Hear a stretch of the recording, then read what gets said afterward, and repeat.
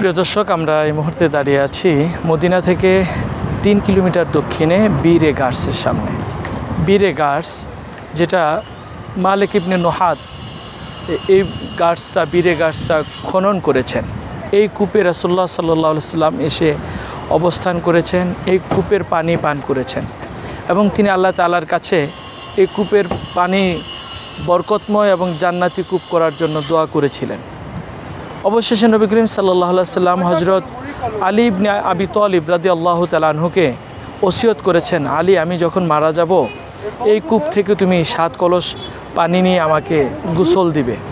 নবী করিম সাল্লাল্লাহু আলাইহি ওয়াসাল্লাম যখন দুনিয়ার সফর শেষ করলেন, হযরত আলী রাদিয়াল্লাহু তাআলা আনহু এই কূপের পানি দিয়ে রাসূলুল্লাহ সাল্লাল্লাহু আলাইহি ওয়াসাল্লামকে গোসল করিয়েছেন। এই সেই বরকতময় কূপ বীরে গার্স বা গার্স কূপ।